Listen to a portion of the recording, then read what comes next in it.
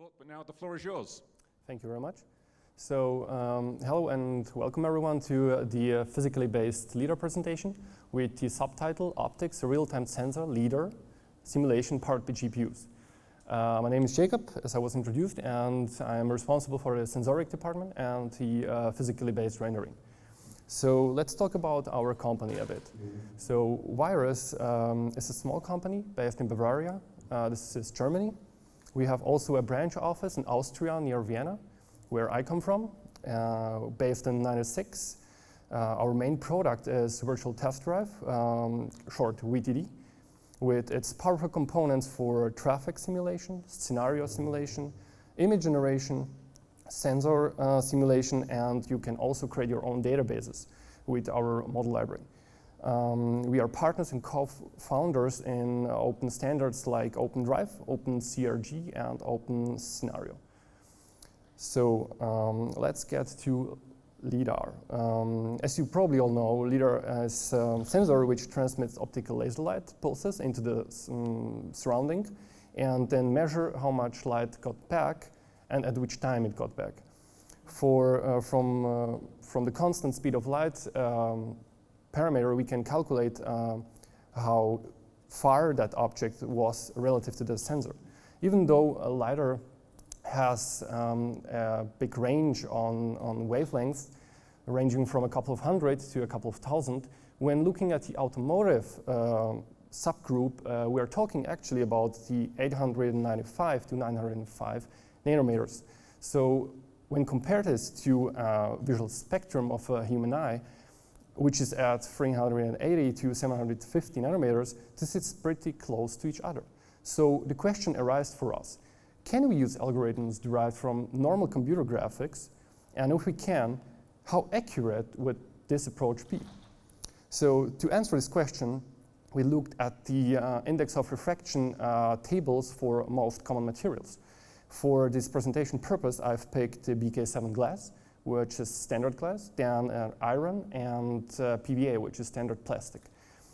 When looking at the range from 700, which is kind of the end of the human vision spectrum, to 900 nanometers, we calculated the reflectivity of the material, since we know that our optical laser pulses go through air. And what came out is actually that glass reflectivity changes about 0.04%, iron 1.17%, and PVA 0.07%, which is not really much. So actually, index of refraction is really stable for the range from 300 to 1,300 nanometers for most materials. The difference is even less when looking at 700 till 900 nanometers. So which makes it really, really appealing for visual approaches of computer graphics. And as we are talking about computer graphics, let's look at the king of computer graphics, which is physically based rendering. But let's get back first to show you a basic LIDAR implementation. To clarify the image, I've removed the light attenuation, which means the light doesn't get less intense around the distance, because I wanted to highlight the reflectivity values on the surface. But as you can see, I will just explain what the image is actually. Through each pixel in the image, we are shooting an array with NVIDIA OptiX, and then when it hits an object, we are measuring how much light gets to the sensor back. This is encoded in a red channel.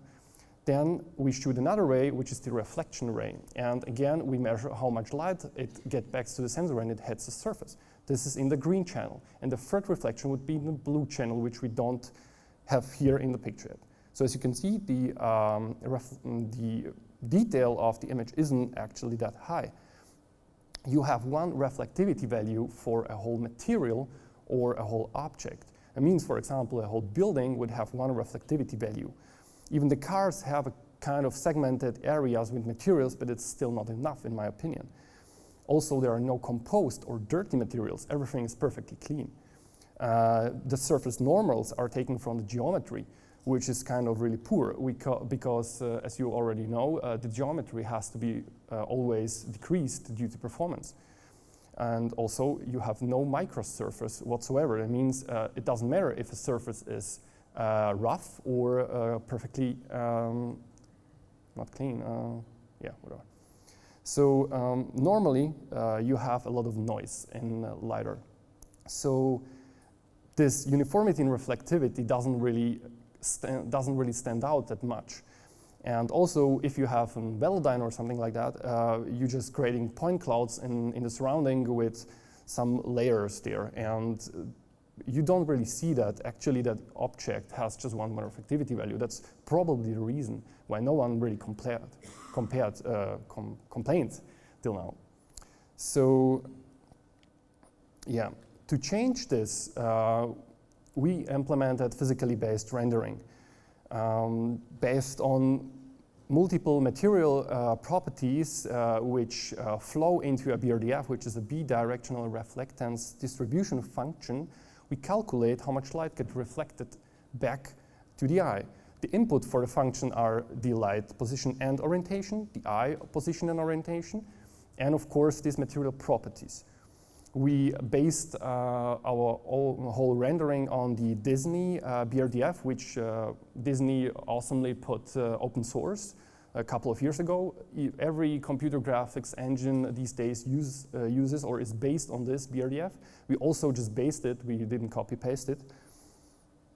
Yeah, so these are the material properties which we are talking about. I will not go into detail of all of these because there are really many, but I will highlight only the three main material properties, which is metallic, if a material is metallic or not, specularity, which is the reflectivity at direct viewing angle. This is exactly the reflectivity we were measuring with the index of refraction graphs before, and the roughness, which is if a surface is smooth or rough. So in the first picture on the right, you see our house with our new physically based rendering. This is rasterizer graphics, this is no ray tracing. On the left, you see the texture. I would like to highlight the black windows, which have zero roughness, which means they are completely smooth. And each level or a floor of the building has also different roughness values. And this is, again, not one value, this is a texture with many, many details. These textures are actually real-world scan textures. There's no artist sitting behind it and saying, okay, this looks cool.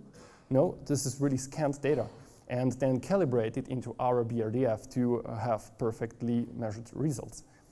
One of the effects you can model with roughness is, for example, when an object is completely rough, like 100% rough, you get backscattering at viewing angles around 90 degrees.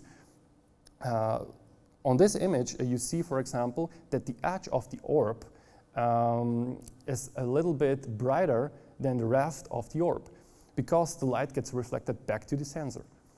Also, the complete opposite is when the surface is completely smooth.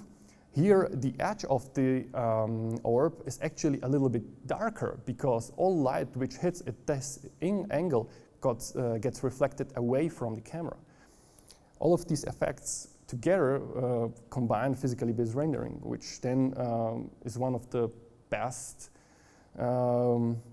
approaches. And even, for example, Star Wars is using the Frostbite engine, which is also based on the same rendering approach. Another one would be the metallic texture, which just structures it like there's metallic or not. I will not go into detail because this is pretty clear. The next one would be the specular reflectance. This is really important because when you look at the first floor of the building, the glass has a less reflective surface than the wall around it. But each of you know when you're walking around the street and looking at a window at the first or second floor, they're actually reflecting in the window, but the wall is just a wall. And the difference here is the roughness, because the glass has zero roughness. It's reflecting perfect specularity into the sky, where the surface of the wall actually reflects a scattered reflection, which then in the end just get color tint or color change, a slight color change from the surrounding objects. Also, we have, of course, surface normals integrated, which increase the geometry a lot. Combined all of this together, I will show you now how a basic LIDAR implementation would look like against this PBR implementation. So there's a huge difference in what you get actually. I mean, this is again just for presentation purposes. The light attenuation was removed and the light intensity was increased by a lot to just show how different it reflects in the new approach.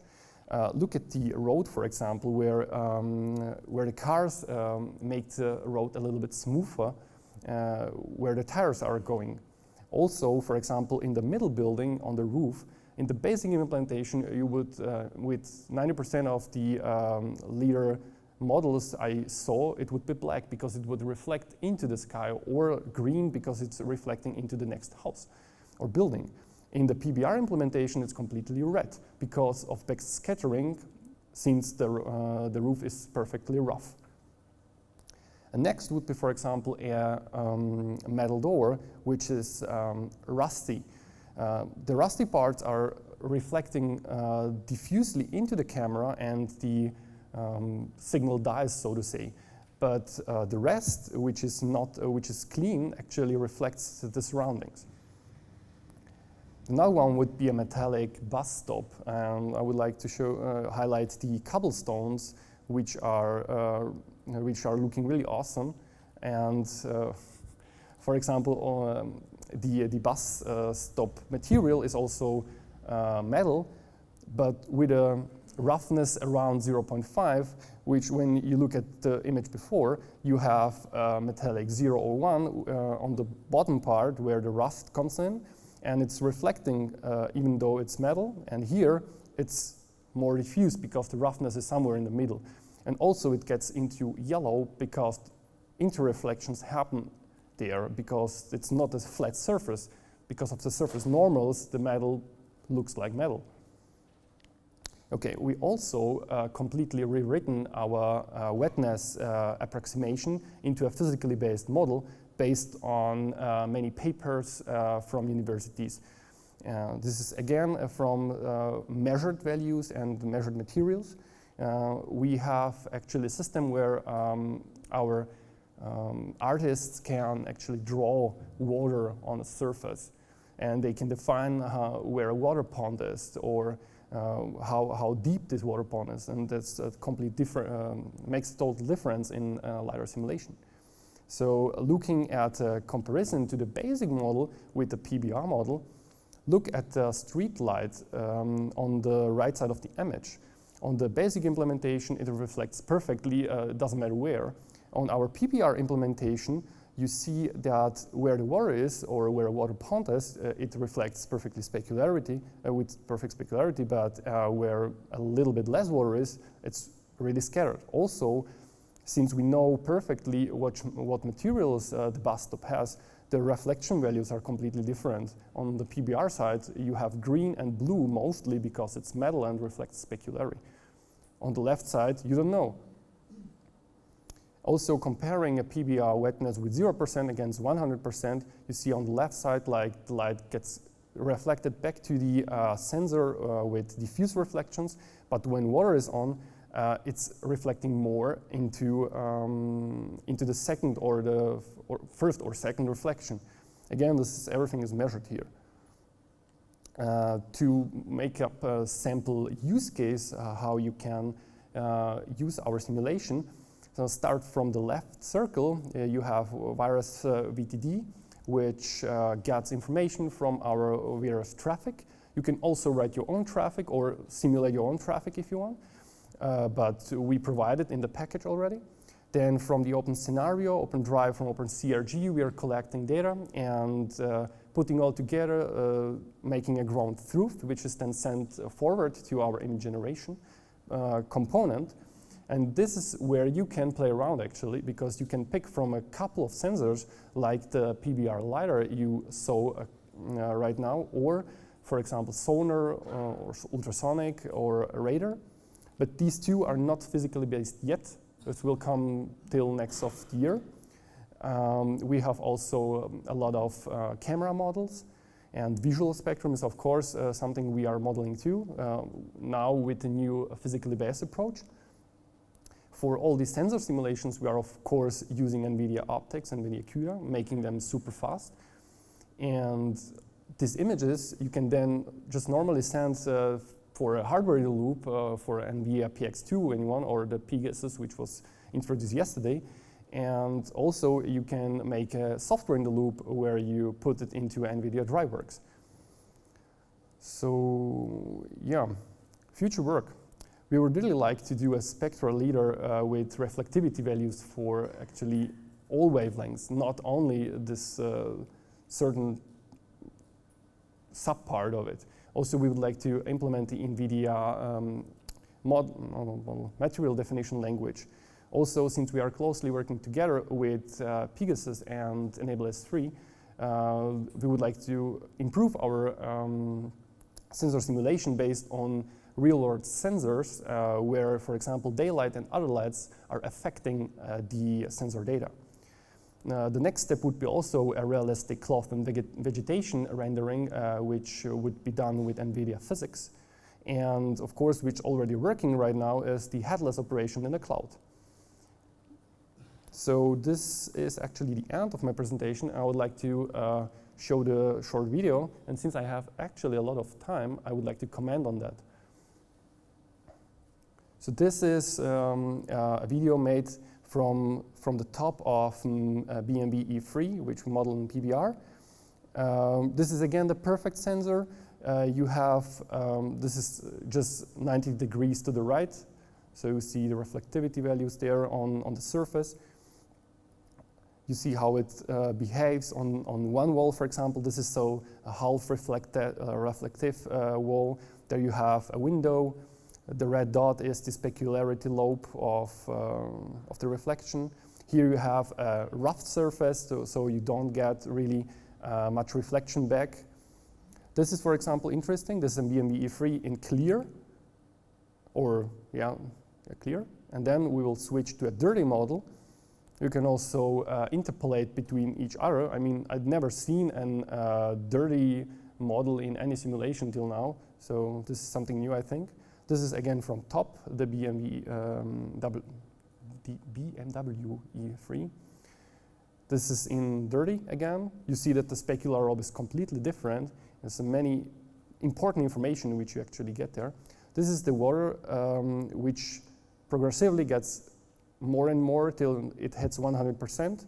You see the water ponds building up in the bottom, where the reflection gets even more and more into the green and the red just disappears. Now the wetness goes actually back again, slowly.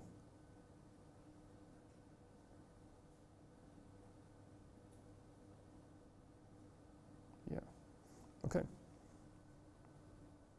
So I think this is it. And this will now go in a loop. And if you have any questions, I'm open for them.